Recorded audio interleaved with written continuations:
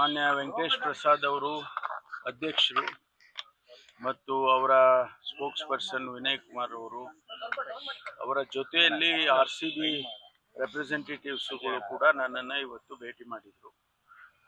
ನಾವು ಈಗಾಗಲೇ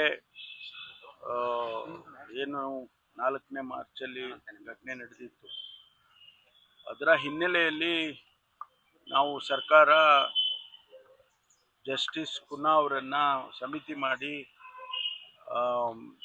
ಏನೆಲ್ಲ ಆಗಿದೆ ಅದನ್ನು ಮತ್ತು ಅದಕ್ಕೆ ಕರೆಕ್ಟಿವ್ ಮೆಷರ್ಸ್ ಏನು ತಗೋಬೇಕು ಅದನ್ನೆಲ್ಲ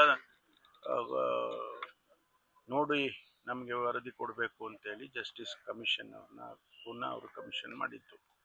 ಅವರು ವರದಿಯನ್ನು ಕೊಟ್ಟಿದ್ದಾರೆ. ಆ ವರದಿಯ ಆಧಾರದ ಮೇಲೆ ನಾವು ಕರ್ನಾಟಕ ಸ್ಟೇಟ್ ಕ್ರಿಕೆಟ್ ಅಸೋಸಿಯೇಷನ್ ಅವ್ರಿಗೆ ಮತ್ತು RCB ಅವರಿಗೆ ನಾವು ತಿಳಿಸಿದ್ದೇವೆ ಅನೇಕ ವಿಚಾರಗಳನ್ನು. ಅವರಿಗೆ ಏನು ಜಸ್ಟಿಸ್ ಕುನ್ನಾ ಅವರ ವರದಿಯಲ್ಲಿ ನಮೂದನೆ ಮಾಡಿದ್ದಾರೆ, ಅವರ ರೆಕಮೆಂಡೇಶನ್ಸ್ ಏನಿದ್ದಾವೆ ಅದನ್ನೆಲ್ಲ ಫುಲ್ಫಿಲ್ ಮಾಡಬೇಕು ಅಂತೇಳಿ ಅವರಿಗೆ ನಾವು ಪತ್ರದ ಮೂಲಕ ತಿಳಿಸಿದ್ದೇವೆ.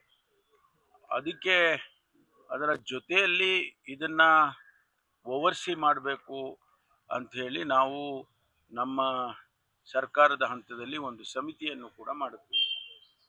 ನಮ್ಮ ಏನು ಮಹೇಶ್ವರ ಅವರು BBMP ಕಮಿಷನರ್ ಇದ್ದಾರೆ, GBA ಕಮಿಷನರ್, ಈಗ ಅವರು ಮತ್ತು ನಮ್ಮ ಪೊಲೀಸ್ ಕಮಿಷನರು ಇವ್ರನ್ನೆಲ್ಲ ಸೇರಿಸಿ ಒಂದು ಸಮಿತಿ ಮಾಡಿ ಸ್ಟೇಡಿಯಂನ ವಿಸಿಟ್ ಮಾಡಿ ಏನೆಲ್ಲ ಈ ಕರೆಕ್ಟಿವ್ ಮೆಷರ್ಸ್ ತಗೊಳ್ಳೋದಕ್ಕೆ ಸಮಯ ಮತ್ತೊಂದು ಎಲ್ಲ ನಿಗದಿ ಮಾಡಬೇಕು ಅಂತೇಳಿ ನಾವು ಮಾಡಿದ್ದು. ಅವರು ಕೂಡ ಅವರಿಗೆ ಸೂಚನೆಯನ್ನು ಕೊಟ್ಟಿದ್ದಾರೆ. ಸುಮಾರು 17-18 ಪಾಯಿಂಟ್ಸ್ ಹಾಕಿ ಅವರು ಕೊಟ್ಟಿದ್ದಾರೆ. ಅದನ್ನೆಲ್ಲ ಮಾಡ್ತಾ ಇದ್ದಾರೆ. ಈ ಮಧ್ಯೆ IPL ಟೂರ್ನಮೆಂಟ್ ಮತ್ತೆ ಬಂದಿದೆ. ಆಮೇಲೆ ಇಂಟರ್ನ್ಯಾಷನಲ್ ಮ್ಯಾಚಸ್ಗಳು ಕೂಡ ಬರ್ತಾ ಇದೆ. ಅದಕ್ಕೆ ಅವರು ಶೆಡ್ಯೂಲನ್ನು ಮಾಡೋದಕ್ಕೆ ನಮ್ಮ ಕ್ಲಿಯರೆನ್ಸ್ ಆದರೆ ಮಾತ್ರ ಶೆಡ್ಯೂಲ್ಗೆ ಅವರು ಬೆಂಗಳೂರನ್ನು ಸೇರಿಸ್ಕೊಳ್ತಾರೆ.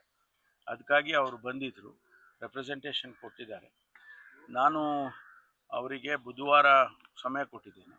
ನಮ್ಮ ಅಧಿಕಾರಿಗಳು, BBMP ಕಮಿಷನರು, ಆಮೇಲೆ ನಮ್ಮ ಪೊಲೀಸ್ ಕಮಿಷನರು ಮತ್ತು ಇನ್ನಿತರೆ ಅಧಿಕಾರಿಗಳು ಅವ್ರನ್ನೆಲ್ಲ ಕರೆದು ನಾವು ಲಾ ಡಿಪಾರ್ಟ್ಮೆಂಟ್ನಲ್ಲಿ ಲಾ ಡಿಪಾರ್ಟ್ಮೆಂಟ್ ರೆಪ್ರೆಸೆಂಟೇಟಿವ್ಸು ಇವ್ರನ್ನೆಲ್ಲ ಕರೆದು ಒಂದು ಸಭೆ ಮಾಡ್ತೀನಿ. ನಮ್ಮ ಸರ್ಕಾರದ ಹಂತದಲ್ಲಿ ಏನು ಮಾಡ್ಬೋದು ಮತ್ತು ಅವರಿಗೆ ಏನು ನಾವು ಸೂಚನೆ ಕೊಡ್ಬೋದು ಅದೆಲ್ಲ ಚರ್ಚೆ ಮಾಡಿ ಅಂತಿಮವಾಗಿ ತೀರ್ಮಾನವನ್ನು ತಗೊಳ್ತೀವಿ. ಮಾನ್ಯ ಮುಖ್ಯಮಂತ್ರಿಗಳ ಜೊತೆಯಲ್ಲಿ ಕೂಡ ಮಾತಾಡಬೇಕಾಗ್ತದೆ. ಅದೆಲ್ಲ ನಾವು ನಮ್ಮ ಹಂತದಲ್ಲಿ ಮಾಡಿ ಆ ನಂತರ ತೀರ್ಮಾನ